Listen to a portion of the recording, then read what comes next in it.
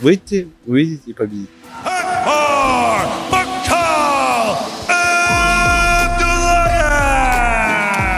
Твой стиль ведения боя отражает твой характер? Оставаться скромным, ты будешь чемпионом. А зачем тебе это надо? Уже было точно, что надо бросать тренировки и идти работать на завод. Ну ты все попробовал, по-моему, да, там везде работал. С самых низов поднялся.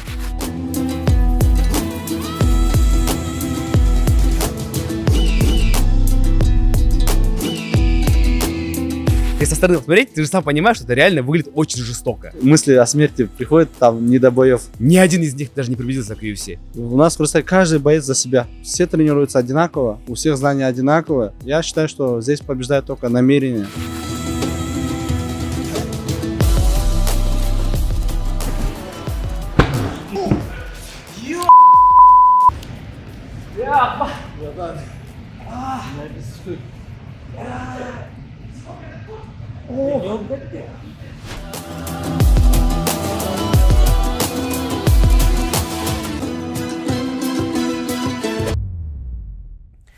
Ассаламу алейкум, мен аты жөнім Бексултан Усиналиев, бул спорт хаб. ММА деген эмне. Көп муну эрежесиз эрмушаш деп жаман көрүшөт. Тилдешет, агрессияны алып келет, биздин муунду бузду деп ойлошот. Бирок бул спорт түрүндө башка спортко караганда дагы эрежелер көбүрөөк. Жана бул өзүнчө философиясы бар. Мен ойлойм, Кыргызстанда өзгөчө бир каарман дагы бар. Бунун аты Акбар Абдуллаев. Бул жигит ошол жанагы агрессия, туура эмес ой жүгүртүү, аң сезим, ушул ММА'дин эң терс жактарын көрсөткөн стереотиптерди буза турган жигит. Бүгүнкү чыгарылышта ошол жигит менен сонун маек курдук. Мен ойлойм, сизге жагат. Жана достор, эгерде бизди колдогуңуз келсе, бул каналга катталыңыз, лайк басыңыз жана комментарий калтырыңыз. Анда эмесе кеттик. Акбар, ассаламу алейкум. Алейкум ассалам. Бексултан аке, чоң рахмат ушундай подкастка чакырып, видео интервью алганы. Алла разы болсун. Акбар мырза, негизи бияктан биз сиз жөнүндө сүйлөшөбүз. Анан кийин негизи эле ошо ММА тууралуу, негизи эле ошо ММАдын идеологиясы тууралуу, ММА кандай таасир этет биздин кыргыздарга, ошол тууралуу дагы сүйлөшөбүз. Анан кийин мен ойлойм, бул расмий тилде сүйлөшсөк туура болот. Анткени сиздин аудиторияңыз көбү дагы ошо Россияда, өзүңүз Россияда өсүп калгансыздар. Анан кийин ошо орус тилинде сүйлөшсөк да болот. Эми кыргыз тилин аралаштырып, мен ойлойм, биздин көрөрмандар бизди түшүнөт жакшы эле. Мен да өзүм орус тилдүү кандидаттар болом, ошондуктан орусча, кыргызча ошону сүйлөшсөк болот, эркин эле. Макул. Негизи ошол сиз буга чейин мына майда беттеш өткөздүңүз. Куттуктайбыз. Рахмат. Өтө чоң кубаныч болду кыргыз эли үчүн, биз да көрдүк түз эфирде. Бирок мындай тыныгуу көп болуп калды да. Мындай акыркы беттештен кийин 7 ай мындай перерыв болду, июль, анан кийин май. Буга чейин мындай тыныгуу көп болгон эмес да сиздечи. Мындай 3 ай сайын мушташып, анан кийин 6 ай болгон, бирок 7 айга чейин жеткен эмес. Ошол 7 ай сизге кандай оор болду, кандай жеңил болду? Акыркы ошо июнда урушканымда травма болуп калдым.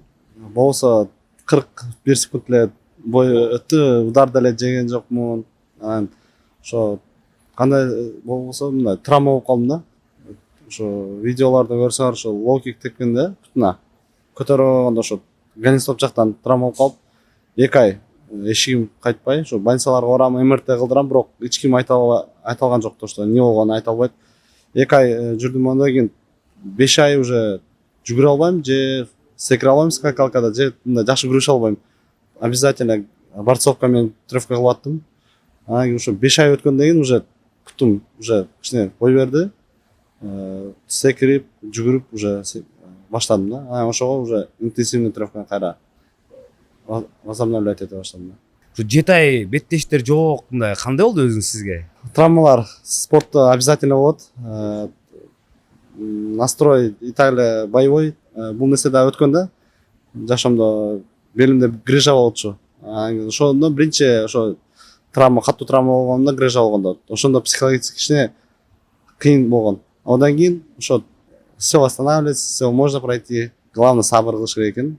Буюрса жакшы, мына акыркы беттешти көрдүк, ошол бизде чат бар да кандидаттардынчы. Анан кийин биз дагы мындай өз ара мындай мелдешебиз да, ким кайсы раундда утат деп, анан кийин UFC'ге дагы жазабыз. Анан кийин мен айтып коеюн, мактанып коеюн, анан Акбар Абдуллаевдин беттеш дегенде мен 2-чи раунд нокаут жасагам да, көрөчү.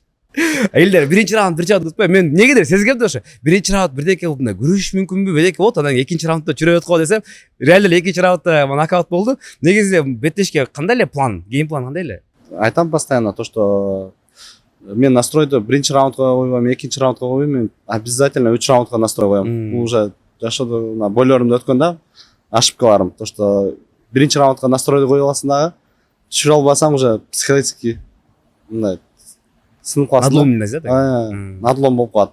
Ошого мен 3 раундка настрой коем да өзүчө. Но если возможность келип калса, бүтүргөнү то аракет кылабыз бүтүргөнү.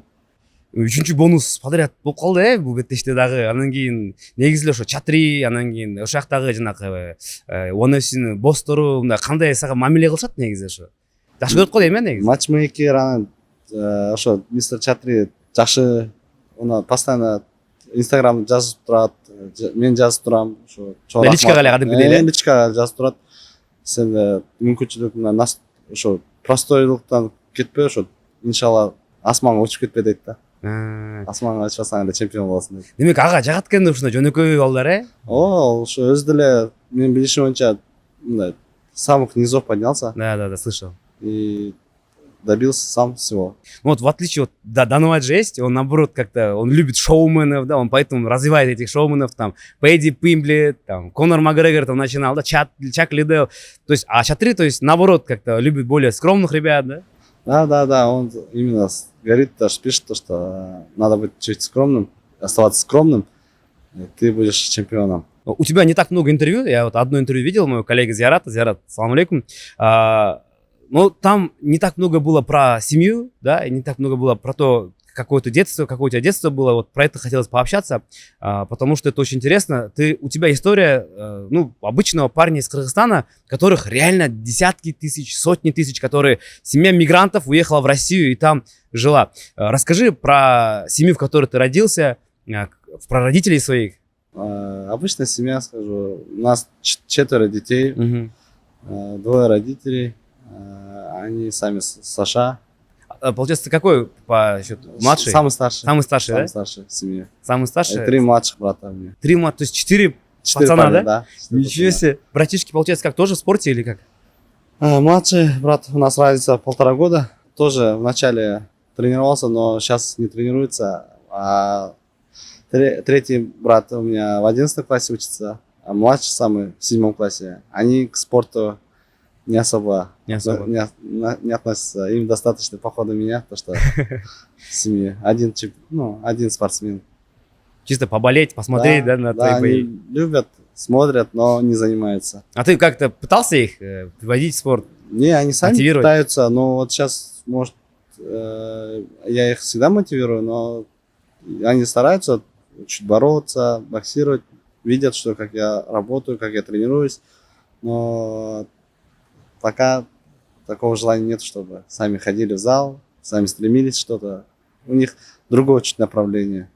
Ну, я знаю, что ты к родителям относишься иначе, чем другие. Вот я знаю, что после первого бонуса ты там квартиру, то есть советовался с родителями, да?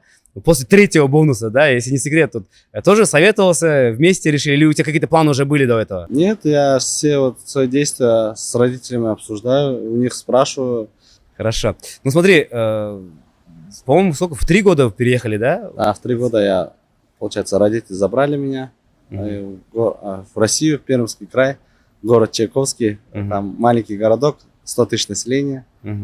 Там я начал ходить в сад, дальше уже в 1 класс, и так до 9 класса. То есть, получается, у тебя родители уже были в России, а здесь ты жил у кого? Я, получается, у бабушки, у дедушки, получается, в 3 года, когда мне где-то было, они забрали меня к себе. Они работали на рынке предпринимателями. Ну, в 3 года понятно, что ты не понял, как ты адаптировался в России, да, то есть как будто бы там и родился, но все же, ну, я понимаю, я тоже там жил в России, я с этим сталкивался, ксенофобия, шовинизм так называемый, да, национализм в России, ты с этим как-то сталкивался?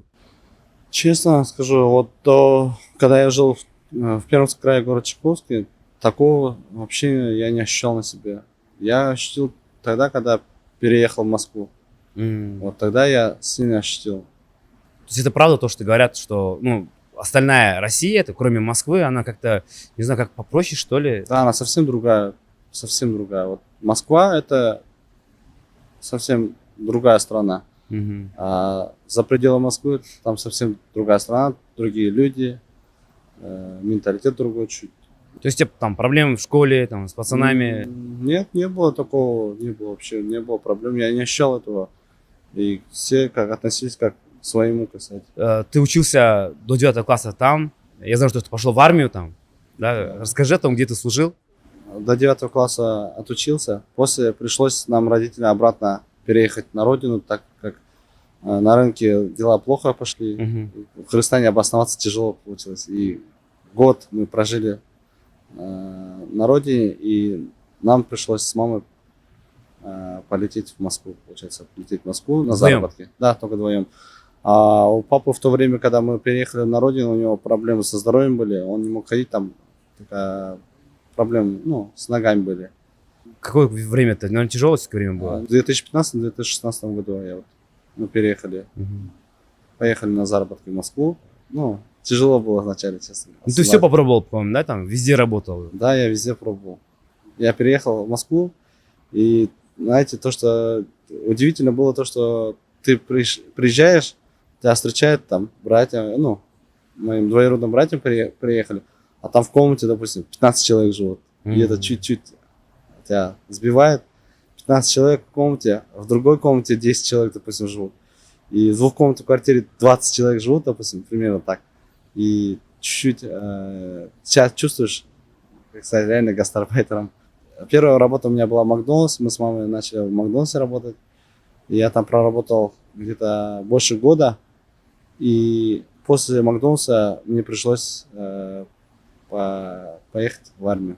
Вот так я попал в армию. Тебя там прям призвали, да? Или ты Нет, не призвали. Я сам, мне нужно было военный билет. сам? Кстати, и где ты хочешь, ну, в хорошей работе работать, допустим, там всегда просили военный билет. Я решил, что нужно сходить в армию. Где, какой части служил? Где? Я служил в мотострелках, в пехоте. Я этому рад сейчас, то, что я там служил. А так, до этого я хотел прям спецназ, прям чтобы в элитные или в разведку, допустим. Ну, такая прям хотелось хороших частей, хорошие, ну. Но когда я уже начал служить, уже 2 месяца прошло службы, я понял, что хорошо, что я не попал ни в спецназ, ни в ВДВ, ни в разведку. Ну, смотри, вот даже вот в то время, когда такая ситуация, вот там по 15 человек в одной комнате жили, работа в Макдональдс, вот эта ситуация, но ты все так же продолжал тренироваться, ходил в зал. Да, я вот сначала месяц-два вот обосновывался в Москве, приходил в себя, начал работать. И вот после этого я нашел в Москве зал. Я же занимался тайским боксом до этого. Да. И пошел, и там тренер был Алексей. Я сказал, что КМС по кикбоксингу, КМС по тайскому боксу. Занимался, выступал на хорошем уровне, и они с радостью приняли меня. И так я начал в Москве тренироваться. Но и совмещать работу в Макдональдсе и тренировки. Как это было совмещать? Мне кажется, все равно тяжеловато было, да? Да, очень было тяжело сначала. Ну, соответственно, в Макдональдсе работа нелегкая. Там, я бы сказал, что тяжелая была работа. Привыкаешь, и там все надо было быстро-быстро работать. И после тяжелой работы приходилось ходить на тренировки. И в одно время было так, что я утром вставал где-то в 6, ходил утром на тренировку, пробежка у меня была 20-30 минут. Приходил в зал, с тренером индивидуально работали. После этого я сразу уходил в Макдональдс работать. И после Макдональдса выходил, я сразу же менял форму, домой приходил, менял форму и обратно в зал. И также в зале до 9-10 и опять домой. И так у меня 2-3 месяца я так тренировался в таком режиме. И просто у меня в конце просто жизненной энергии не осталось. Спал даже, можно сказать. Я уже, получается, чуть сбавил обороты. Начал по одной тренировке в день тренироваться. Когда боев нету, контракта нету, межсезонье хожу, я вообще практически не изнуряю свой организм, не тренируюсь. Вот когда назначается бой, то я, получается, уже вхожу в ритм, в форму вхожу и 2 тренировки в день провожу. А если боев нет, то я на лайте, на расслабоне хожу. Потому что профессионал чем отличается от любителя? То, что профессионал должен знать свое тело, свой организм. Если мы как машина, допустим, тебе сказали на этой машине ездить 80 лет, и ты должен как следить за ходовой частью, за мотором, за всем. И также с организмом человека. Нам определенное время дано, и мы должны следить за своими связками, мышцами, И постоянно тренировки 2 раза в день или в 3 раза в день, они тебя быстро изнашивается организм, и ты уже не сможешь долгий путь в спорте показывать хорошие результаты. А микротравмы, это все влияет. Профессиональный спорт, он же и так короткий, и ты должен максимально больше, пользу принести для себя. И, допустим, как я тренируюсь, я вот назначается бой, я 2 тренировки в день стабильно делаю. Боя нету, я 1 раз в день тренируюсь, и то на лайте, чтобы не истощать свой организм. Потому что профессионал вот отличается, что знает свое тело. Я считаю так, что надо умно тренироваться. То есть не надо себя изнурять вообще? Нет, это некоторым, вот, кто тренируется 2 раза в день, им не хватает еще 3-й тренировки. А некоторым одной тренировки делают, и им достаточно. И вот профессионал, он должен свое тело знать. Да. 1 раз тренироваться в день или 3 раза в день тренироваться.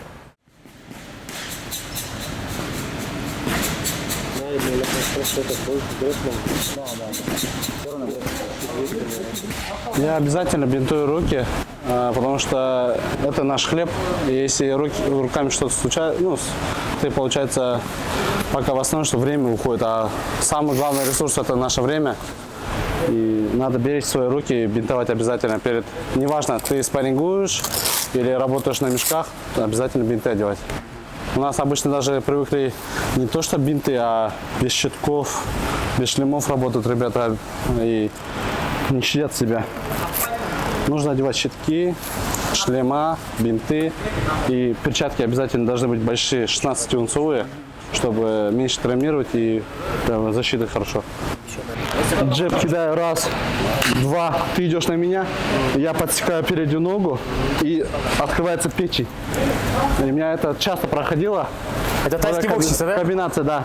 Это не только в тайском боксе у меня проходило, у меня и в ММА приходит, и в боях стараюсь тоже работать, но в боях пока что не получается это показать. Но на тренировках, на спаррингах проходит эта комбинация. И именно наработки, вот такие наработки должен делать спортсмен профессионально, я считаю, как 1 скинул, 2 кинул, шагнул, подбив и удар в печень. Сразу же этой ногой, это как обманка.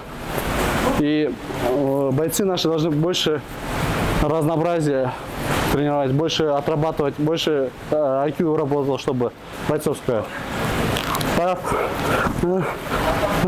Да. Вот таким Такой образом. тайминг нужен, да? Такой? Да, для чувства. Именно вот. Больше фишек, больше обманок должен работать. Да. Раз, воу. Не однообразие работать, как обычно наши бойцы пришли, работают двоечку и все, больше ничего не знают. 1, 2 и больше ничего не знают. Поход ноги знают. Раз показал, лопнул. Также бойцу раз показал, 2 раза уже пнул. И на 3-й раз показал лоу и поднял в голову.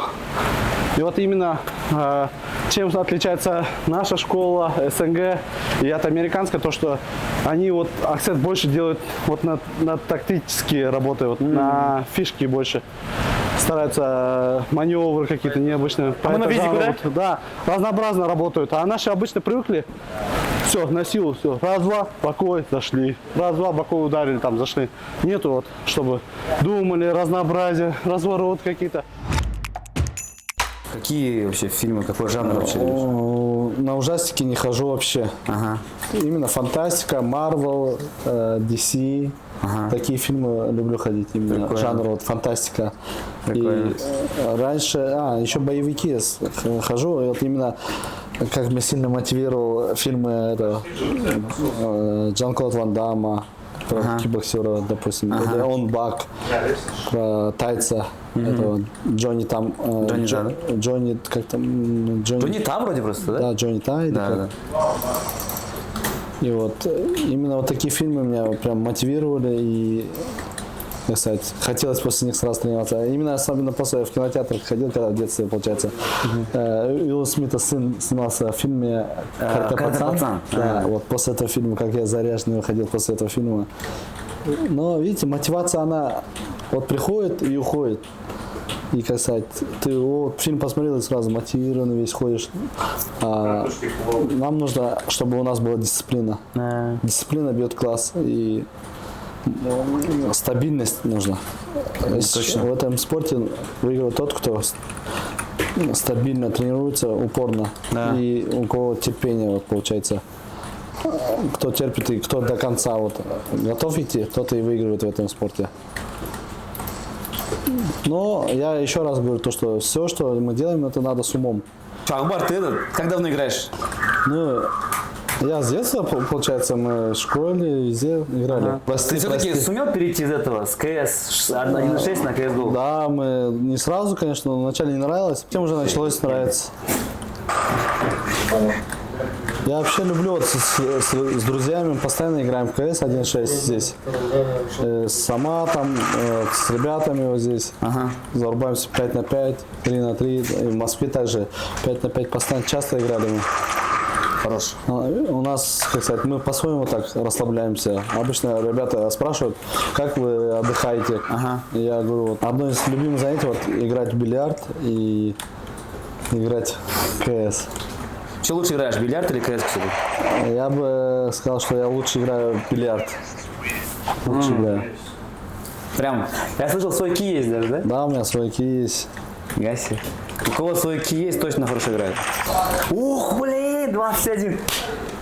Все, давай, поставь. Просто вот мы примерно с тобой одно поколение. Примерно. У нас вот все-таки вот это в детстве времяпрепровождение было, да, на улице, но какое-то время оно наступило, где-то, по-моему, 8 класс, 7 класс, когда вот появились компьютеры первые, и вот там уже нас оттуда не вытащите сейчас. Вот у нас, вот у меня проблемы реально были, типа, отец заставлял, типа, учиться надо, что это такое, Не, вообще мне- на компьютерах меня ловил. Да, вот у меня тоже друзья были, которые постоянно в компьютерах зависали, но то, что мои занятия единоборствами, и ну, то, что занимался кикбоксинге, и это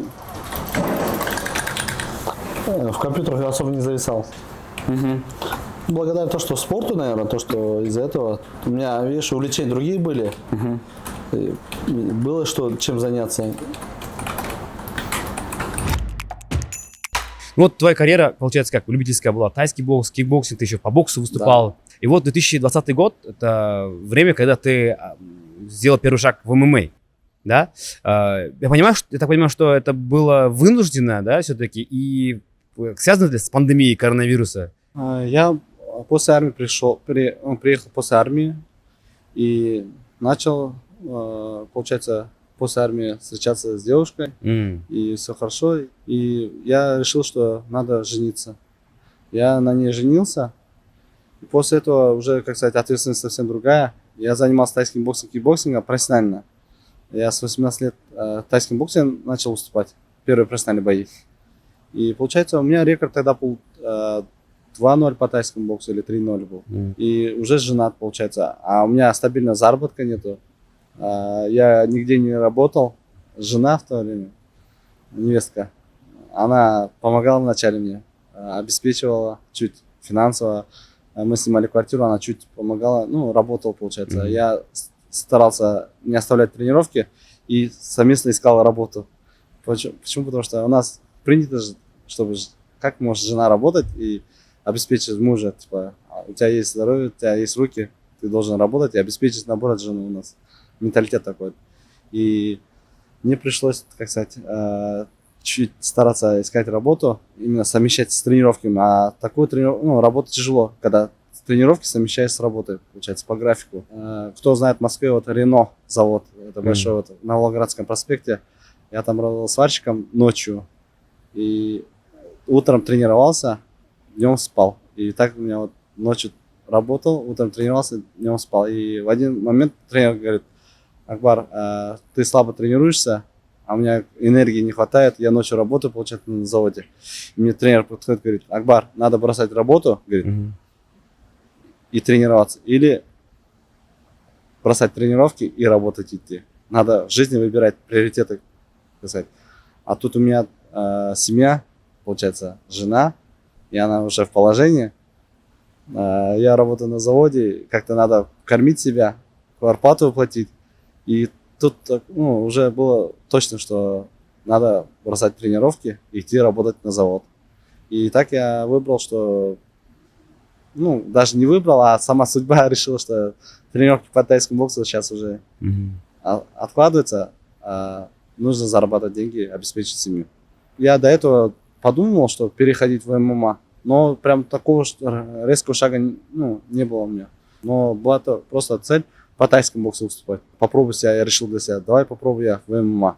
2020 год, начало пандемии, и начал тренироваться по грэпплингу. Только акцент на борьбу ставить начал. То есть у тебя до этого вообще же не было тренировок по грэпплингу, по борьбе? Нет, Ты прям с нуля начал, да? Да, прям с нуля начал. Ну, у тебя есть любительская карьера тоже, 3-4 боя, да, как я понимаю? Да, я вот, получается, после, как грэпплингом именно начал заниматься, где-то полгода начал, занимался. Дальше я начал ходить, у нас в Москве есть Айкуль Манас, Да. Абай Кезвар, тренер Айкуль Манаса был.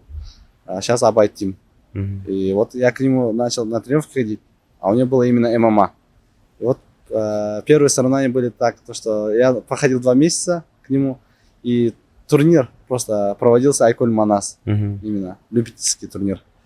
И там по 3 минуты, один раунд по 3 минуты был. Просто для новичков, получается. Я хотел попробовать себя, и все, готовились.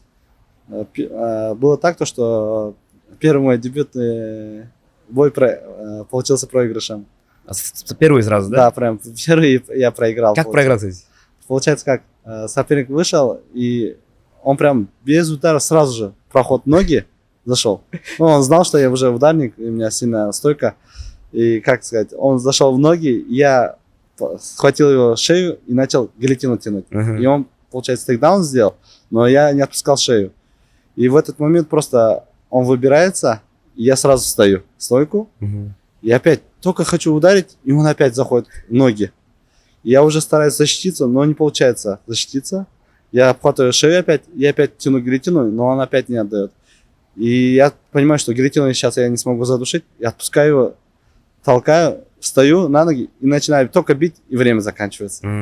И тут такое, судейские сомнения начали там думать, дать еще там один раунд им, или типа сделать победителем. Как парень был с Айкулем Манаса, и, место парень, знали его все, и решили ему отдать. И вот так первый любительский мой бой. То есть один раунд 3 минуты, да, и 2 тейкдауна там. Да, и 2 тейкдауна. И, как сказать, ничего не успел сделать, и вот так я проиграл. Я такой, знаете, для себя решил, что грэпплинг это хорошо, но без вольной борьбы это плохо. Вот в ММА ты вот хороший грэпплер, допустим, но если у тебя вольной борьбы нету в ММА, то тяжело. И вот после этого я начал готовиться, именно к борьбе стойки, чтобы меня не смогли перевести, уложить партер и стараться борьбу подтягивать. И начал уже вольную борьбу подтягивать. И у тебя хорошая защита от тейкдаунов, и в целом у тебя много было соперников, именно борцов, да, прям базовых борцов у тебя много было. Да. Мне кажется, каждый выходил такой, я-то точно его сломаю, я-то точно его переведу, наверное. Были такие, да? Да, знаете, как у меня прям было на залах, везде, я же ударник, получается, и у меня соперники боялись со мной стойки работать. Я им по животу, по корпусу начал пинать, бить, и они старались меня переводить постоянно. И вначале, когда начал в ММА переходить, они меня постоянно переводили, мучили меня постоянно. И мне уже, знаете, когда я уже набрался опыта, и у меня как будто, как сказать... Уверенность в себе, да? Да, уверенность появилась. Я уже не давал борцам переводить себя, и чувство появилось именно борьбы. В борьбе как? Надо же чувствовать. Да. И у меня вот именно чувство борьбы, баланса и стойкости появилось в борьбе. И тогда я начал по любителям уже побеждать. 2-3 боя точно победил после этого случая. И уже решил для себя, что в любителях долго не буду задерживаться. И у меня уже есть база любительской стойки. Профессиональные бои тоже в стойке есть. И я сразу решил, что нужно переходить в проф-бои. Потому что, как сказать, не совсем молод, чтобы время не терять, сразу же профессиональные бои, делать рекорды свои. У тебя очень хорошо началось там, первый раунд, все там в 4 поединка подряд в первом раунде заканчиваешь. В целом ты очень зрелищно бьешься. Как думаешь, вот это твой стиль ведения боя отражает твой характер? Есть схожесть? Характер в плане, вот, допустим, у меня стиль агрессивный, прессинг постоянно, стараюсь я доминировать. А в жизни, то есть имеется в виду? В жизни я стараюсь больше улыбаться, быть скромным, и в жизни совсем другая, меньше Как у тебя вот получается вот это переключаться, то есть? Да, Люди же у меня- бывают такие, да, там, да, какой в жизни, такой на ринге, а тут Не, ты нет, переключаешься. не. В жизни спокойный, Да, но да. в бою прям у меня все, получается, я выхожу на ринг, и у меня вот именно что гонг, и все, у меня в моменте настрой совсем другой становится, боевой, потому что нужно победить, больше ничего, типа, не имеет значения. И я стараюсь прям настраиваться очень хорошо. Не стараюсь там уже играться, а вот прям выйти, увидеть и победить. Все больше. Ты рассказывал то, что перед поединками иногда бывает такой мандраж небольшой, но когда ты заходишь на октагон, и вот уже этот мандраж просто исчезает. Ты как-то сам натренировал, либо это как-то у тебя было оно? Для этого нужно больше выступать по любителям. Обязательно, я считаю, что важно, чтобы спортсменов, кто вот сейчас тренируется, кто хочет стать чемпионом, допустим, обязательно больше выступать по любителям. У меня, как сказать, в стойке много было любительских боев. Я вот эти моменты, мандраж, вот это чувство перед соревнованием, перед боем, вот это чувство я уже проходил, и уже, знаете, привыкаешь к этому чувству, к этой ситуации. И уже легче, как сказать. И бывает мандраж, в каждом бою бывает, в каждом бою. Если мандража нету, как мой тренер говорит, то что это уже психически ненормальный человек, если у человека нету мандража перед боем. То есть он должен быть, да, мандраж? Да, мандраж, я считаю, что обязательно должен быть, но вот этот мандраж мы должны контролировать. Албар, ну ты ударник, ну элитный ударник Азии, как минимум. Ну, я думаю, что в топ-20 мира ты входишь полулегкого дивизиона. Вот у тебя он есть? Говорят же, страх борцов, таких топовых борцов. У тебя он имеется все равно? Да, вот в начале, когда я переходил в смешанное единоборство, у меня был страх, то, что меня сейчас заборят и не дадут встать.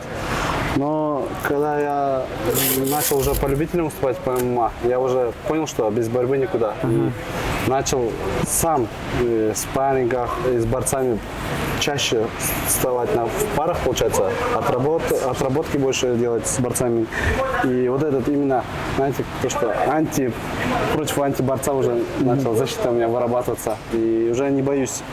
И могу спокойно бороться, и боксировать. И надо, как мне говорили, что если борец борется, нужно защиту ставить и бить. Если он еще сильнее борется, надо еще сильнее бить его.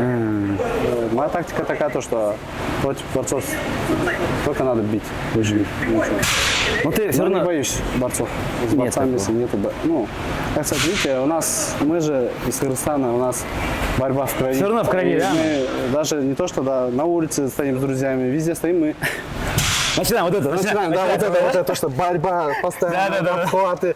В Европе, может, в Америке это не так, но у нас такая то, что в крови, то, что всегда приходится обниматься, там, бороться. И вот это мне, может, помогает, то, что и я не боюсь борцов. Сейчас отрабатываем проходы в ноги.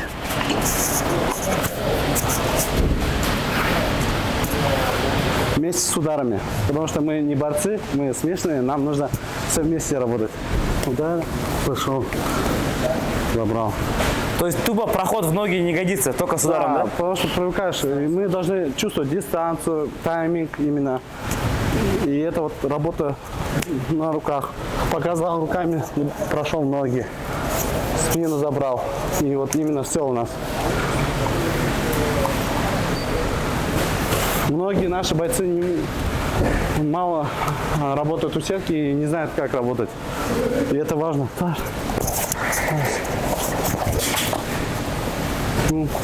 Бум. Все-таки пошел в одну ногу. Проход выполняет, но классно защита. Видно, что соперник все-таки начал уже разогреваться и не дает возможности сейчас провести ему тейкдаун. Схватка продолжается. Активные попытки есть. Blue action, blue action. Blue action.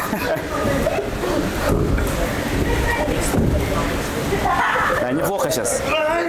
Прошел. Лабау все-таки снова берет. Третий раз. 6-0 счет. 6-0. ММА. А вы говорите, что бойцы ММА не умеют бороться, особенно если ударники. Вот что делать. У тебя один момент такой был, ты сам рассказывал, именно момент, когда именно сама психология, ментальная составляющая повлияла на исход поединка. Это вот твой 5-й поединок в карьере. Все было нормально, но весогонка была тяжелая, но все же то, что за 2 дня до момента поединка объявлена была мобилизация в России, то, что начали родственники писать, зачем ты поехал. Вот именно вот здесь расскажи то, какое у тебя было духовное, в душе, что у тебя происходило. Да, вот 5-й бой в РСС с Александром очень тяжелый был для меня. Я прям в карьере, мне кажется, самый тяжелый бой для меня был. В первую очередь, это неправильная подготовка была. Сейчас вот осознаю, что неправильная подготовка была, неправильная весогонка была. И помимо этого, я вот прилетаю с родины, и у меня получается, прилетели мы с Кыргызстана, и тут такие начали новости сразу же. Какого числа прилетел? Я даже не помню уже, какого числа там Это было. до мобилизации было? Да, до объявление? мобилизации было прям. До мобилизации там мы прилетели, и через 2 дня или через 1 день началось вот эти новости начали. Сразу везде начали вот эти новости. И в WhatsApp, и в новостях, в Инстаграме, везде начали эти новости крутиться. И у меня сразу же вот эти, то, что мобилизация началась, а у меня как раз военные билеты есть. Я, получается, военнослужащий в запасе. Военнообязанный же, да? Военнообязанный, молодой. И тут начались звонки от родителей, от своих родственников, то, что зачем ты прилетел на бой, зачем ты в Россию прилетел, а я же в то время уже жил на родине у себя. И вот этот момент, то, что здесь война началась, получается, а тут бои, это, как сказать, не складывается в уме, и уже настроен на бои как-то уже нет такого. Просто хочется уехать поскорее на родину и уйти с этого всего суеты. И я, получается, я прилетел, и у меня такое мысли были в голове, то, что а зачем вот эти, сейчас вдруг у меня вот повестка придет, меня не выпустят с аэропорта обратно на родину, и я останусь, и я поеду на фронт в Украину и там стреляться. И вдруг, всем же приходят мысли, то, что ты умрешь, типа. И когда мысли о смерти приходят, там не до боев. Не до боев, да, вообще? Да, вообще не думаешь о бою. И как-то сделал вес, и потом уже все равно внутри не давало то, что бои, и здесь война, и совсем другое. И так из-за настроения не смог себя, как сказать, хорошо показать себя. И неправильно, может, даже восстановился. Это дало знать о себе.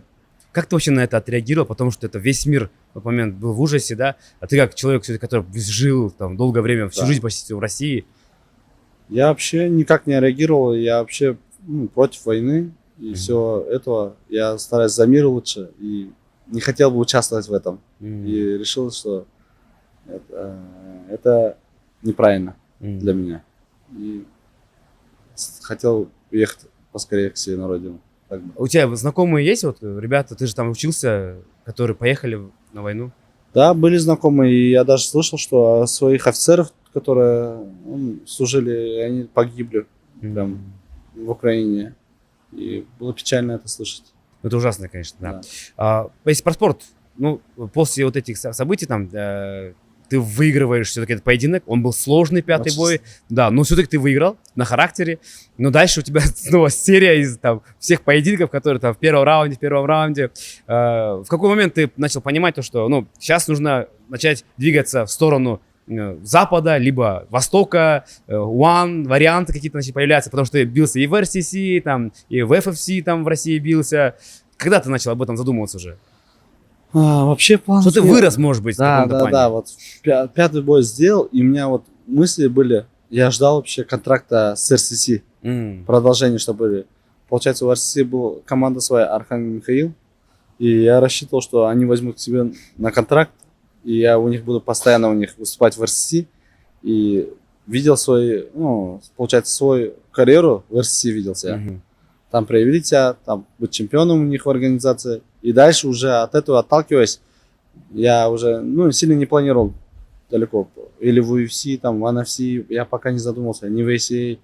Но я точно знал, что я в ACA не пойду. Это я точно знал. Но причину можно назвать? Причину можно, конечно. Я ни разу не пробовал ни химию, да и перед боями даже капельницы не прокапываюсь. Я стараюсь просто на БЦ тренироваться и все больше не Ну, это начал. аминокислоты просто. Да, это просто аминокислоты. Там ничего такого нету. И из этого я знаю, что в ACA делать нечего для меня. То есть ты рассматривал любые варианты, в принципе. В первую Кроме- очередь это был RCC, Да, а дальше, ну, может, какие-то варианты, Да. но кроме ACA. да.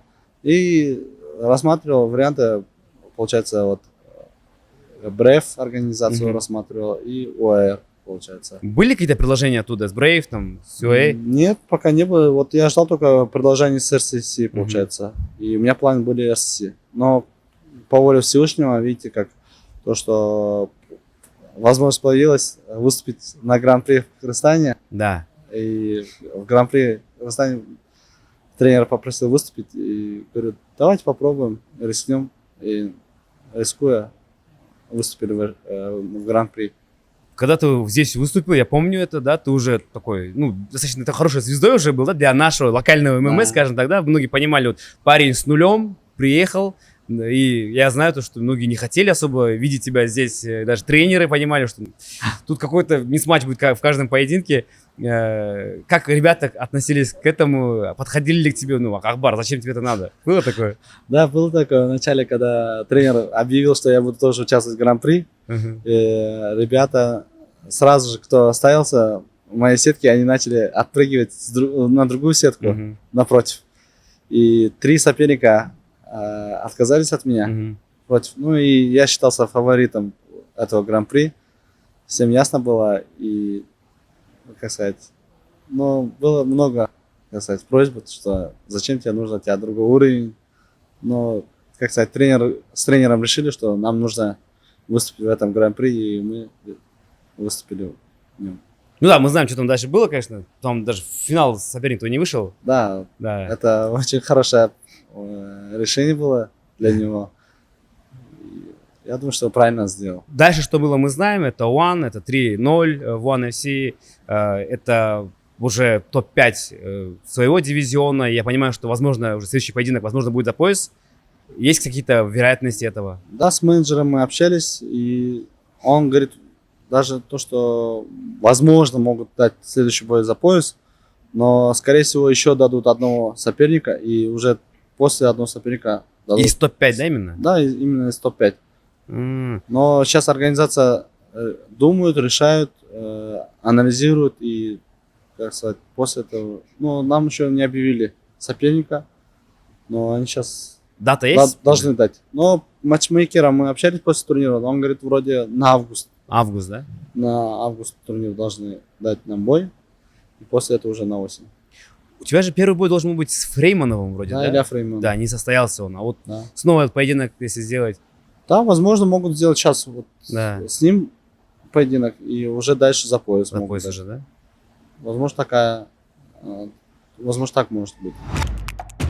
У тебя вот есть какой-то список бойцов мировых, да? Неважно, это One, неважно, это One, UFC, Bellator, PFL, с которыми тебе вот чисто интересно, вот, не просто там за пояс, за деньги, вот интересно было бы стилистически с ним побиться. Да, у меня есть, конечно, это Макс Холлом, хотел бы я бы посмотреть, как у меня будет с ним стойки работа, смогу я его удивить или перебоксировать его. Мне хотелось бы с Макс Холлом, конечно, бы сейчас 66 чемпион Илья Топурия, да? Топурия, с ним хотелось сил помериться. И так, честно говоря, много бойцов есть. Но именно с ними я бы хотел бы себя показать, на каком уровне крызы и на каком уровне они двигаются. Посмотри, вот для именно бойцов ММА Олимпийские игры – это чемпионский пояс UFC. Ты в One FC, в топ-5, можно сказать, что ты так, ты чемпион Азии, да, можно сказать? Мира, ты, там, может быть, чемпион мира сейчас, да? Ты чемпион мира, может быть, да? В рейтинге. Да, в рейтинге. Все-таки Олимпийские игры, скажем так, да, для бойцов ММА. Это все-таки значит для тебя что? Олимпийские игры – это то же самое, что и, мне кажется, у UFC. И в UFC, если ты, как в Олимпиаде, получаешь золотую медаль, для нас это пояс UFC, мне кажется. И хотелось бы, чтобы получить пояс UFC.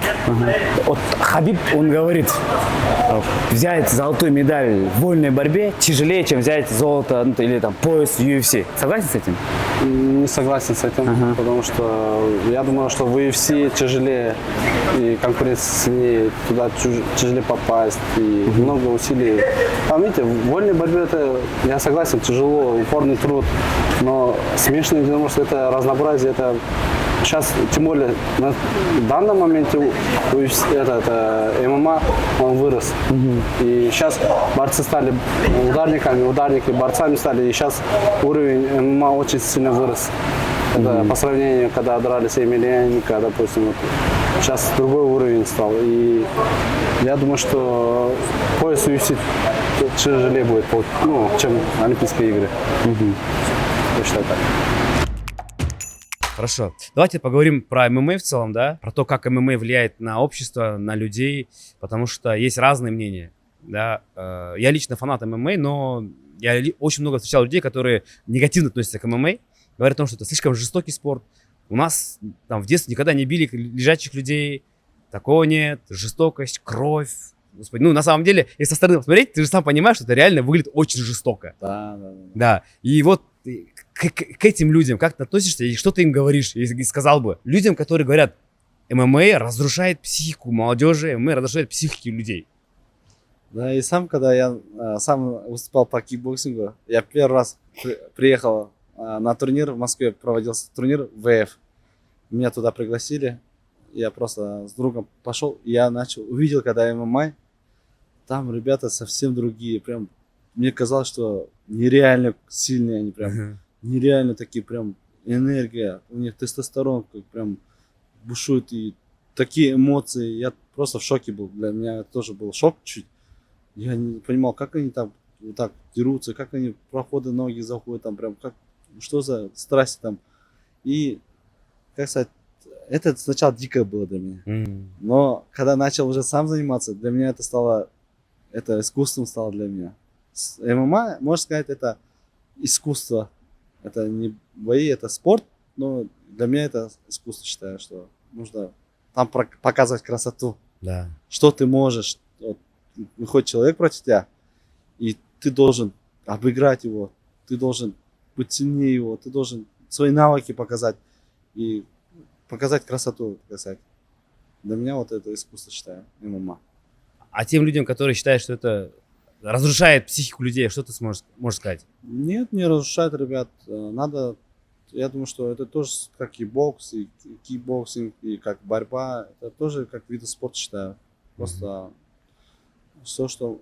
Здесь просто больше разнообразия.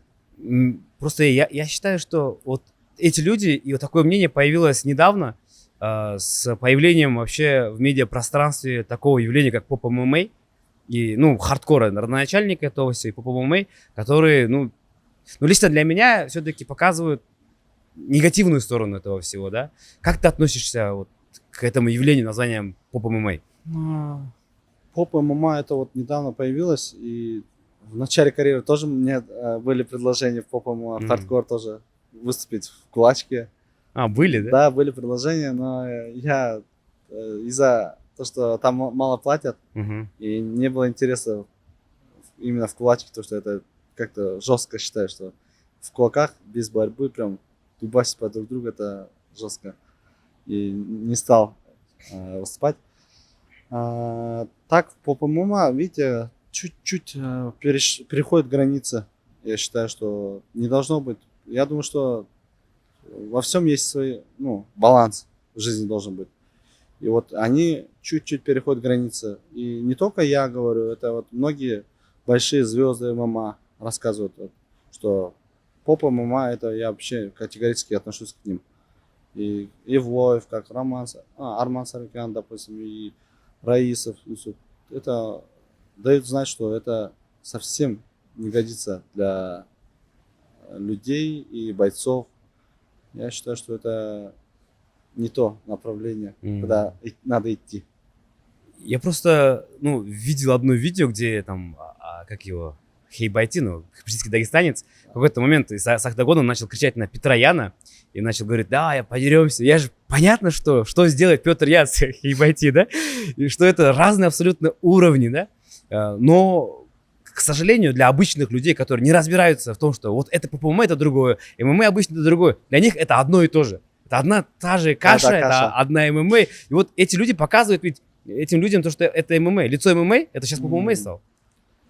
Да, 100% показывают. А видите, это хайп. Они ищут хайп. Вот Да. эти люди, они не ищут, как сказать, результата, вот, допустим, стать лучшим в мире. Они ищут хайп. Они продают себя таким образом.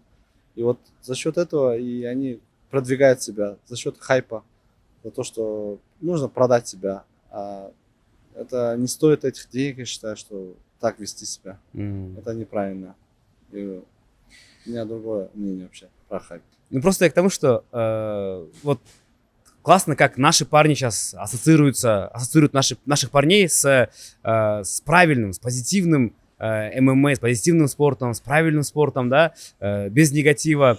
В одно время я помню то, что, ну, популярными стали там такие плохие парни, скажем так, да, там Конор Макгрегор, да, это Чак Лидл были, там Тито Ортис, но сейчас какая-то тенденция, то, что в моде быть хорошим парнем, в моде быть реально хорошим парнем. Ты, Самат, Абдурахман Абдурахманов это делают, и там Раджабали Шайдулаев ныне, да, например, там тот же Омок, там Каланчбек Абдусаламулу, Нимат Абдрашитов. Это лицо нашего спорта, оно вот такое вот. И как ты думаешь, из-за чего так это все произошло? Да, я считаю, это мое мнение, то, что вот кто лицо, вот именно мы не в то направление ушли чуть-чуть. Для нас первым лицом было, для нас это Федор Емельяненко был для нас первым лицом.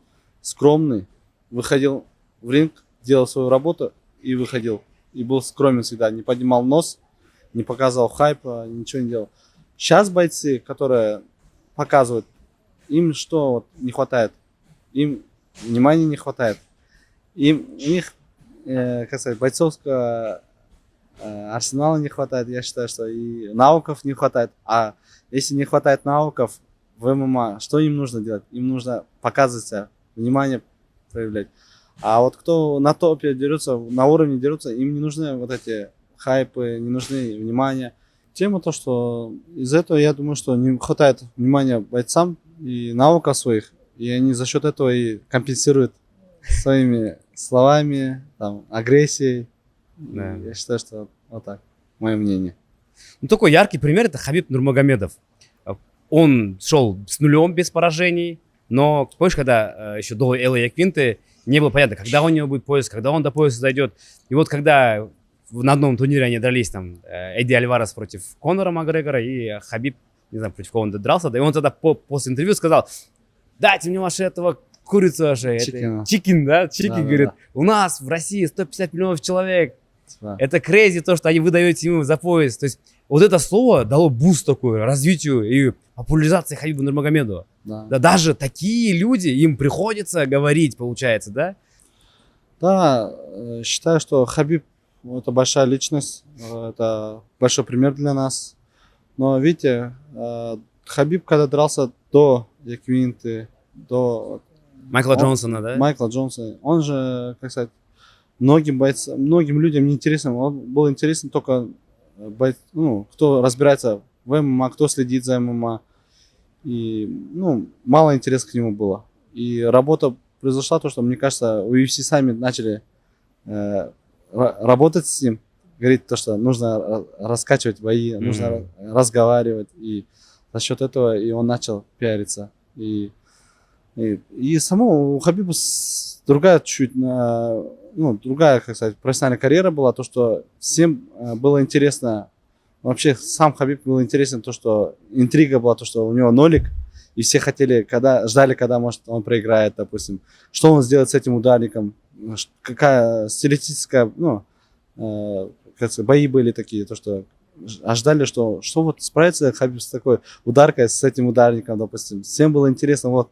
И когда он начал говорить, то он уже UFC подхватила этот пиар его начали крутить и раскручивать Хабиба. Да. И считаю, что нужно тоже говорить, чтобы люди слышали тебя, Но говорить как, так сказать, ну, не выходить из рамок вот этих порядочностей. Кто из нынешних бойцов вот, более подходящий по этим критериям? Чья раскрутка тебе больше всего нравится? Чья раскрутка больше нравится? Честно, я скажу, Малыхина больше всех нравится. Малыхина? Да, Малыхина. Ну, по-доброму у него, да? Да, да, по-доброму такой, русский такой, хороший, ну, добряк такой прям. И нравится его ваша раскрутка. Вот, и последнее, вот, в нашей стране ММА, понятно, он очень сильно развит. Если сравнивать там с соседними странами, массово, там, Узбекистан, Казахстан, Кыргызстан, он очень сильно развит на самом деле. У нас очень много реально хороших ребят. А вот ты как видишь развитие нашей ММА в нашей стране? Чего нам не хватает? Что мы можем еще?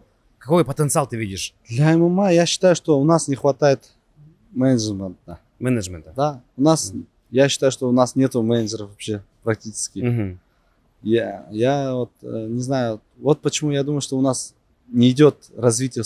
Именно у нас есть сильные бойцы, есть природа наша, Да. у нас есть все необходимо, но у нас нету менеджмента, вот именно менеджерства, хорошего менеджерства. У нас нету, кто берет бойца и ведет его, раскручивает его, пиарит его, и дальше уже он же получается как менеджер работа, продать этого бойца, допустим, распиарить, раскрутить его, и за счет этого там отправить его, ну, продать его в UFC и оттуда уже свои проценты брать. У нас такого, ну, людей, таких специалистов нету. И из-за этого я считаю, что крымский ММА еще отстает чуть-чуть. И если бы у нас в Кыргызстане были бы хорошие менеджера, конкуренция была бы, то я считаю, что у нас многие бойцы были бы в UFC, в NFC и многих организациях топовых. У нас есть много сильных бойцов, но нету менеджмента. Вот именно менеджеров, которые хорошо бы. У нас, видите, работа. У нас не менеджеры, у нас агенты просто. Будешь драться, есть бой, типа подрался он, этот агент получил свой процент и все. Дальше там еще ищет бои. Но нету именно работы менеджмента, вот менеджера как должно быть, то, что он берет бойца, он его правильно ведет, с кем он должен драться, как драться. Он должен искать ему спонсоров, чтобы питаться правильно, правильно работать с диетологом он должен, вести Инстаграм, медиа его что вести должен. И, соответственно, хорошие контракты должен. И менеджер работа большая вообще в целом. Но вот если бы хороший менеджер был бы, я думаю, многие бойцы бы уже дрались бы в UFC, Bellator, допустим, ПФЛ, в NFC. Я считаю так, что у нас нету менеджерства. Я согласен, у нас. Я считаю, вот смотри, Раджабали Шайдулаев это явно топ-10 UFC. Явно. 100%. Куанышбек Абдисаламулу. Топ-5 можно даже добавить. Может даже, да. Я Куанышбек, считаю, Раджаб? Нет, и Раджаба, и Абдисаламулу. Топ-5. Топ-5. Да, 100%. Нимат Абдрашитов, то же самое, я считаю. Ну, например, Эдиль Сенгулов. Да, ACA, понятное дело, если, ну, очиститься, я думаю, что он может, 100% может. У него реально талант есть у парня.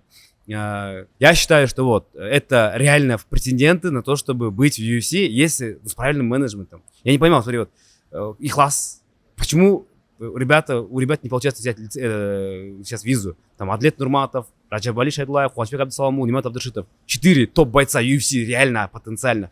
Ни один из них даже не приблизился к UFC. Да? Я не понимаю. Вот именно что нету людей, кто ведет их. Нету людей, кто занимается ими. Они же, спортсмены, что должны делать? Они должны упорно тренироваться. Да, все, больше ничего. Больше Да? им они ничем не должны. Они не должны думать о финансовой плане части. Они не должны думать о медиа части. Они не должны думать, когда же мне дадут бой следующий. Там, Вот именно должен человек тот быть, который все это, именно вот эту работу делает. Работа финансовой части, работа там медиа части, контракты должен вот он представлять. Вот именно вот этого человека нет. Если вот, допустим, взять одного человека и поставить, я говорю, вот вы сейчас сказали, ребята, всех, человек будет, ну, искать возможности, искать, ну, выходы, визу делать, все. Вот он, один человек должен заниматься. Но таких людей, видите, у нас просто каждый боец за себя, каждый сам за себя. Вот я сам стараюсь тоже крутиться, вертеться, там, заниматься визой. Сейчас вот хочу себе сделать визу в Америку полететь. И хороший пример скажу. Улу Кыргыз Тима Агай. Первый боец UFC. Да, да. Оралбай Улы Мыхтыбек. А кто им занимался? Егошный тренер. Егошный старший брат, допустим, занимался. Вот, видите, ведет человека, тренер егошный, получается. Вот достигает результатов в UFC. Вот сейчас у нас ребят тоже нету людей таких, кто вел бы их, так сказать. Да. Как Тима Агай был бы, если бы он, получается, я как знаю его лично, я у него тоже тренировался, в одной команде были. Ну и сейчас тоже в одной команде тренируемся, получается. Он старается ребят поддерживать и в финансовой части, и медиа части раскручивает ребят, и с визой помогает, и в Америке тоже, когда парень, ну, Орал Мыхтыбек, получается, жил, старается поддерживать. И вот такого человека не хватает нашим ребятам. Если бы таких людей, ну, появились бы, то я считаю, что наши ребята вообще самые сильные в мире, потому что мы генетически воинственный народ, Да. и мы генетически сильный народ. Мы привыкли, ну, как сказать, я где-то слышал, что откуда выходит больше всех чемпионов? С бедных стран. Да. У нас, получается, ну, мы же не такая сильная страна, но у нас сильный народ, у нас сильная кровь, как сказать, и генетически мы сильный народ. И я знаю и верю, что мы можем покорять любые организации во всем мире. Как наши ребята делают вольники. Игреки. Греко-римские борцы. Да, да. Номер один в мире, Да. считайте. И у нас большой потенциал. Но у нас, получается, нету таких людей, которые могли бы заниматься спортсменами. Ждем на самом деле, да, чтобы эти появились ребята старшие, может быть, потому что, да, надо пацанам помогать. И- Про мыкы. Что добавить хотел? Да, хотел бы добавить то, что, ну, еще важную тему, то, что все тренируются одинаково, у всех знания одинаковые, и кто становится чемпионом, кто хоть, ну, побеждает. Вот, допустим, один и тот же спортсмен, он тоже так же просыпается утром, он тоже бегает, он тоже борется, он также боксирует, он также лапы бьет, груши бьет. А кто побеждает? И вот и оба попались 10-0, допустим, 10-0. Кто может победить? Я считаю, что здесь побеждает только намерение. Вот многим молодым я бы сказал, что ставьте правильно чистые намерения, и вот Не тогда түз қойып деген, да? да, ниетті түздөйлі, что ниетке жараша Кудайым береді да. Да. Я считаю, что вот ставьте правильные намерения башындачы тура ниет кылсаңар, ошондо Кудайым береді да. Допустим, не ездить, вот смотреть на спортсменов, кто вот сразу заработал деньги, статус какой-то, и сразу ездить на BMW, допустим, на Мерседесах каких-то. И это намерение, допустим, моя задача стать чемпионом как этот и ездить на BMW, это уже точно вы, получается, Проигрышный вариант. да, проигрышный вариант, и не добьетесь в жизни ничего. Не ставьте цель в жизни заработать много денег. У человека должна быть важно, ну, важно тоже деньги, но не должны быть целью заработать именно. Вот цель ваша не деньги должна быть, а идея, вот цель, мечта должна у вас быть, что, допустим, представляет Кыргызстан на международном уровне. Вот такие намерения, они вас дают стимул, Да. энергию дают, и за счет этого вы будете чемпионами. Я считаю, как что молодым, то что совет, то что намерения должны быть совсем иными, чтобы побеждать. Акбар, биз могу менеджерлер тууралуу сөзчүк да. Менеджерлер Кыргызстанда жок. Негизи эле менеджерлердин көйгөйү бар депчи. Анан кийин көп эле биздин ошол спортчулар башка бирөөлөрдүн ошо услугасына кайрылат да. Америкадан болобу, Азияда, Россияда, анан Кыргызстандын ичинде ошо менеджерлер жок депчи. Анан кийин сен айттың ошо бизде менеджер болсо, ал агент катары санасак болот деп, Ооба, туура айтасыз. Бизде менеджер жок, проблема, чоң проблема. Менеджердин дагы жумушун аткарган адамдар жок да, мындай четкий өзүн билген. Бизде азыр Кыргызстанда мен билишим боюнча 3 эле менеджер бар, но аларды мен ойлойм как агент катары. Өздөрү менеджер айтат, бирок агент. Как агент катары деп ойлойм. Мен Билишимче жана Марат Бекмуратов менеджермин дейт. Жайдар. Жайдар. Анан могу Future Sport деген дагы жаңы. Жаңы, Ошо үчөө айтасың? Үчөө. Бирок алар как больше агент, Как агент. Айырмасы эмне, как думаешь? Менеджер бул айырмасы, агент это просто турнир болот, организация боец сурайт, ошо боец просто ушасың деп гонорарын сүрөт болду, башка иши жок. Сен ошол Марат менен иштеп жүрдүң бир убакытта? Биринчи контрактты Ванусиге түзгөн ошол Марат экенмен түзгөнбүз да. Түзөнсү ошол же дагы бирөө болчу сенде ошо өзүң россиялык? Вот, у меня два менеджера, получается, Марат и Евгений деген. Болчу, эки менеджера, они совместно работают, и получилось как то, что я дрался в РСС, и соперника менеджер заметил меня и предложил Марату. А они как раз с Маратом вместе сотрудничали. И получилось так, то, что этот русский менеджер, Женя, предложил Марату подписать Акбара в One Championship. Типа, такой боец нужен нам. И так получилось, что и Марат менеджером стал, и Евгений менеджером стал. И так начали сотрудничество. Сейчас ты уже не работаешь, да, с Маратом? Сейчас уже прекратил сотрудничество, и сейчас не работаем с ним. Сейчас ты свободный агент или Женя? Нет, есть у меня менеджер вот Женя. Пока с ним работаем. Пока этот One Championship есть контракт у меня, мы работаем вместе. А так дальше уже посмотрим, как будет. Бизде могу мушкелерди көрөсүң инстаграмдарычы, жана ошол Адлет, Нурмата, башка жигиттерди көрсөң, ошол бойлордо, турнирлерде гонорар алгандан кийин келип көбү азыр үй салып атат да. Үй салып атат, ушундай чаккан бирдек ачып атат. Сен эмне кылып атасың негизи? Көбү эле сурайт деп элеби, негизичи. Акбар башында уксам ошо келип мындай чаккан бизнес ачтым дедиң, ошто азыр эмне кылып атасың? В основном эң популярный вопрос был, акча не кылып мен тамашалап айтам, подушка тигине салганда ошондо катып тура берет, ошо подушка тигине нет. Биринчи келгенде эле семьяма үйдөгү иштерди мен деле мындай айткандай не обеспеченных семей у нас нет такого возможности, чтобы дворцы, хоромы у нас. Приходится строить все время. Кыргыздар айтат, го стройка чыкчам түпөйт, жер үйдө тем более жашайбыз. И сейчас вкладывают чуть дом, семейный дом получается. А так недвижимость стараюсь и своим родным помогать. Ну, ты молодой, да, ты молодой еще, у тебя 0 поражений, все классно в карьере идет, но у тебя сейчас уже есть какой-то план на будущее, что я буду делать потом, после завершения карьеры?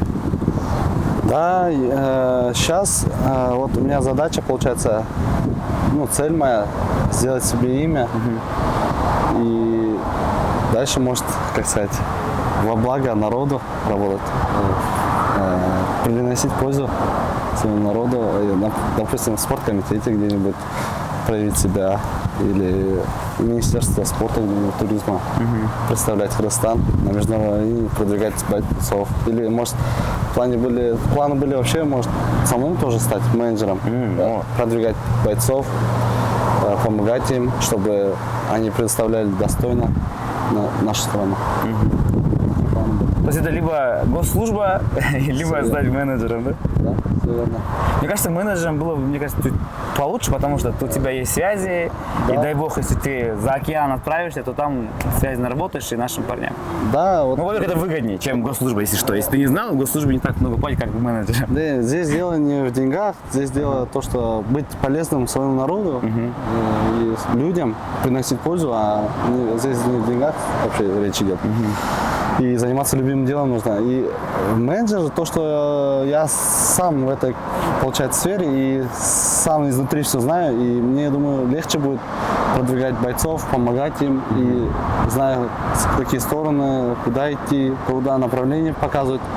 И думаю, менеджерство тоже будет хорошая работа для меня. А вот все-таки я у некоторых бойцов, там, спортсменов спрашиваю, даже брали интервью у Таирбека, Димы Шпекова, он говорит, вот если бы все-таки где-то в 5 классе мне бы сказали, говорит, у тебя есть выбор, я бы что-то другое выбрал, говорит. Потому что сейчас я понимаю то, что спорт классно, это дало мне имя, какие-то возможности, но здоровье все-таки отнимает это у меня. Если была возможность, я бы все-таки учился бы. Ты бы, если там в 5-4 классе у тебя возможность все-таки была бы, скажем так, вне спорта куда-нибудь, ты бы согласился бы? Честно, я бы, если бы у меня такая возможность была, я бы, может, заранее бы, даже, может, раньше бы перешел бы в ММА, а не в кикбоксинге, так сказать. Нет, я бы не оставил спорт. Я люблю свое дело, я живу этим, и мне нравится, чем занимаюсь. Я бы не поменял бы ничего. Про Мыка сказал, я слышал, что у вас был спарринг недавно. Это правда? Смыкы? Да. Спарринг. Но мы в одной команде тренируемся, и когда он вышел, постоянно вместе тренируемся, да. Я слышал, что ты в стойке все-таки забрал у него, да? Не, в стойке я получше буду, конечно, но в борьбе он очень силен. Без шансов там, да? Да, очень силен, и физически у него прям кыргыздарда айтат карап Кара күчү, э? кара күчү бар да аныча ошо көтөрүп чабып кайра көтөрүп чабып, ну старается так работать, и сильный мотор у него. Я считаю, что Муке далеко пойдет, иншаллах. Ну, Мукы Билала Мухаммеда возил. Да, у него Извините, полусредний другой вес. уровень тоже. Да, Я да. думаю, что иншаллах, что кыргыз элинин дубасымен Да. поиска да жетишет го дейм. И у вас Иншаллах. классно было там, оба там, первый день ты забрал, потом Да, следующий да, день да, Мухы, да, да. это было очень символично вообще. Блин, для Кыргызстана это прям хорошее. Это вообще классно было. Прям классно было, то, что оба на таких уровнях выступаем и представляем Кыргызстан. Альхамдулилля. Да. Хвала Всевышнему за эти победы. Акбар, спасибо большое. Ну, мы команда Джаратман Медиа. Джаратман переводится как созидатель. Я считаю, что ты созидатель, ты созидаешь, ты сам себя сделал с помощью Всевышнего, но ты сам себя сделал. Альхамдулилля. И ты делаешь, ты огромный, очень классный, крутой пример для нашего подрастающего поколения. Ты пример действительно достойного сына нашего народа. И я надеюсь, что, ну, это не конец, у тебя впереди еще будут большие победы. И я думаю, что ты порадуешь снова нас всех. Самое главное, себя порадуй. Спасибо, Бексултан Баке, Джаратман Медиа. Спасибо, что помогаете вот так медиа, раскачиваете нас, народу показываете, откуда мы шли, кто нам помогает. Я бы хотел еще важную часть сказать, то, что хочу поблагодарить свою команду. Без команды куда-то либо продвигаться тяжело. Это моему менеджеру Евгению, спасибо. Моему клубу Аль-Мунар, это моему нашему старшему брату Атошеву Сююну, который спонсирует тренеров, спонсирует клуб Аль-Мунар, который большой вклад для развития ММА делает. Таких людей, как Атошев Сююнка, мало у нас в стране. Если бы таких людей, как Атошев Сююнка, было много, то я думаю, что много бойцов было бы на топовых, в топовых организациях в NFC, ПФЛ, Беллатор, UFC. Так что Алла разы болсын, что Сюйнака қолдаған үшін. Также хочу поблагодарить своих тренеров. Первого тренера Михаила Юрьевича Степанова и Арслана Тыншытбека. Спасибо моему тренеру. И также клубу Аль-Мунар всему. Спасибо большое. Ну, я для тех, кто думает до сих пор, что ММА только про агрессию. ММА это не только про агрессию. Вот представитель смешанных единоборств, самого жестокого вида спорта. Вот он сидит. Спасибо большое. Акбар. Спасибо большое, Бексултан. Спасибо. Алла разы болсын. Подписывайтесь, ставьте лайки. Впереди еще много интересного. С вами Спортхаб. Пока.